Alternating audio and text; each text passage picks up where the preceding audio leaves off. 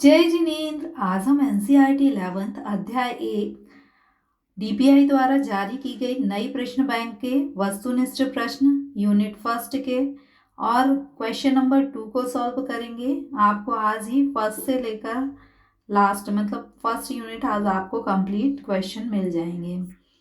तो फर्स्ट हमारे objective type question है।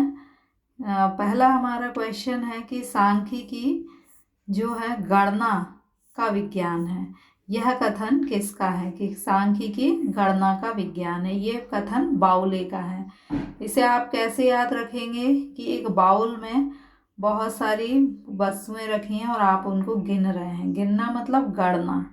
तो गणना का विज्ञान किसने कहा? बाउले। ये ट्रिक है, इस ट्रिक से आप याद कर सकते हैं। जटिल सांख्यिकी का कार्य क्या है? जटिलता को सरल बनाना। मतलब जैसे आपकी बहुत सारे बच्चे हैं, बहुत सारे अंक हैं। मान लीजिए एक बच्चे के विभिन्न सब्जेक्ट के अंक दिए हुए हैं। अब ये अंक से आप कोई निष्कर्ष नहीं निकाल सकते, लेकिन यदि इनका परसेंटेज दिया हुआ हो तो आप उससे निष्कर्ष निकाल लेंगे कि बच्चा का बौद्धिक स्तर अच्छा है। तो सांख्यिकी क्या करती है? जटिल समंकों को सरल बनाती है। फर्स्ट का आंसर है बाउले, सेकंड का ये। फिर है सांख्यिकी क्या है? सांख्यिकी एक कला भी है और विज्ञान भी है। तो सही आंसर है सी, कला। सांख्यिकी कला क्या? किसी कार्य को करने का तरीका बताती है, और विज्ञान जो है वो नियम बताता है कार्य को करने के। तो सांख्यिकी न केवल कार्य को करने के नियम बताता बल्कि व्यवहार में उसका प्रयोग भी सिखाता है। इसलिए सांख्यिकी विज्ञान भी है और कला भी है। निम्न में से क्या सत्य है? साधन सीमित होते हैं। आपके पास जो धन है वो क्या है? सीमित है। और आपकी जो आवश्यकताएं हैं वो कैसी हैं? अनंत हैं। तो आपके साधन सीमित होते हैं और आवश्यकताएं असीमित होती हैं। सही आंसर है सी। फिर है सांख्यिकी शब्द का प्रयोग किया जाता है। एक वचन में सांख्यिकी जो है उसका अर्थ सांख्यिकी विधि से होता है। सांख्यिकी विधि मतलब आप जो समंकों को कलेक्ट करते हैं, वर्गीकृत करते हैं, इसके बाद उसका सारणीयन करते हैं, निर्वचन करते हैं, विश्लेषण करते हैं, वो सांख्यिकी विधि हुई। और बहुवचन में सांख्यिकी का अर्थ समंकों से होता है। तो सांख्यिकी शब्द का प्रयोग एक वचन दो वचन दोनों में किया जाता है। तो फर्स्ट का आंसर है ए, सी एंड सी। नेक्स्ट क्वेश्चन है आपका कि सांख्यिकी की सार्वभौमिक उपयोगिता है, स्पष्ट कीजिए। तो सांख्यिकी जो है उसकी सार्वभौमिक उपयोगिता इसलिए है क्योंकि चाहे उत्पादन हो, उपभोग हो, विनिमय हो, वितरण हो, हमें हमेशा कोई ना कोई समस्या आती है।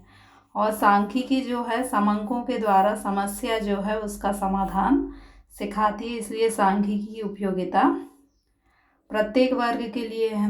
यदि हम उपभोक्ता के लिए सांख्यिकी की उपयोगिता देखें तो उपभोक्ता क्या चाहता है कि उसका कम से कम पैसा व्यय हो और उसको अधिक से अधिक संतुष्टि जो है वो प्राप्त हो। कैसे हो ये चाहता है।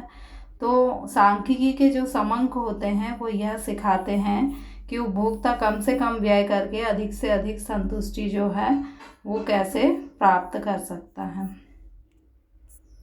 यदि हम उत्पादन के क्षेत्र में देखें तो एक उत्पादक क्या चाहता है कि उसकी कम से कम लागत आए और उसको लाभ अधिकतम हो, उत्पादन अधिकतम हो। तो सांख्यिकी के जो समंक होते हैं वो यह बताते हैं कि कैसे कम से कम लागत में अधिक से अधिक उत्पादन करके लाभ को अधिकतम किया जा सकता है। विनिमय यानी वस्तु जो है उसका आदान प्रदान करना। तो सांख्यिकी के समंकों की सहायता से हम यह सीखते हैं कि किसी वस्तु की जो मांग है और जो पूर्ति है उनकी दशाओं के अनुसार उसकी कीमत, उचित कीमत क्या होगी। वितरण का अर्थ होता है कि जो भी उत्पादन के साधनों के द्वारा किया गया है उसका उनके बीच में वितरण कैसे हो। यानी मजदूर को कितनी मजदूरी मिले, भूमिपति को लगान कितना मिले, पूंजीपति को ब्याज कितना मिले। तो इनका जो उचित मूल्य है वो सांख्यिकी के समंकों की सहायता से निर्धारित किया जा सकता है। सांख्यिकी की सार्वभौमिक उपयोगिता मतलब सभी के लिए उपयोगिता है, यह आपको स्पष्ट करना है। यदि उपभोग के क्षेत्र में हम देखें तो उपभोक्ता क्या चाहता है कि उसकी कम से कम धन व्यय हो और उसे अधिक से अधिक संतुष्टि प्राप्त हो, और इस लक्ष्य को प्राप्त करने के लिए सरकार भी जो है चाहती है कि उपभोक्ता की संतुष्टि का स्तर अधिक हो। इसके लिए विभिन्न आय वर्ग के आय और व्यय करदान क्षमता को ध्यान में रखते हुए सरकार जो है वो नीति निर्माण करती है। उत्पादक चाहता है कि उसकी लागत जो है वो कम से कम हो और उसे लाभ जो है वो अधिक से अधिक हो, उत्पादन अधिक हो। और सांख्यिकी के समंक जो है मांग और पूर्ति में समायोजन करके इस उद्देश्य को प्राप्त करने में सहायता करते हैं। विनिमय के क्षेत्र में मूल्य निर्धारण सबसे महत्वपूर्ण प्रश्न होता है, और जो सांख्यिकी के समंक होते हैं उनकी सहायता से मांग और पूर्ति की विभिन्न दशाओं का अध्ययन किया जाता है और मूल्य निर्धारण किया जा सके। जिससे वितरण के क्षेत्र में जो उत्पादन के विभिन्न साधन होते हैं उनको भुगतान करना होता है, तो सांख्यिकी के जो समंक होते हैं वो यह बताते हैं कि किसको कितना उचित पारिश्रमिक प्रदान किया जाना चाहिए। Explain the universal utility of statistic in the area of consumption. Consumption के फील्ड में स्टैटिस्टिक्स डाटा जो होते हैं वो हमें बताते हैं different income level, expenditure level and tax ability, so government can take decision in the field of consumption.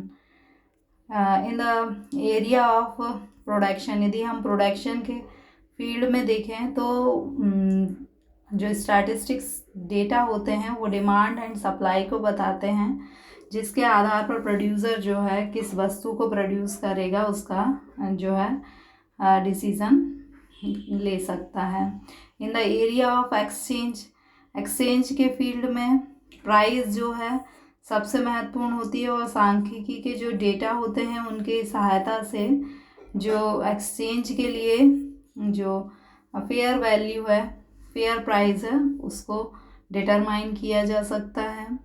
In the area of distribution, distribution का मीनिंग होता है कि जो फैक्टर ऑफ प्रोडक्शन है उनको उनका पेमेंट कैसे फेयर प्राइस मिले, और जो डेटा होते हैं वो इसी में जो है हेल्प करते हैं। Okay, thank you.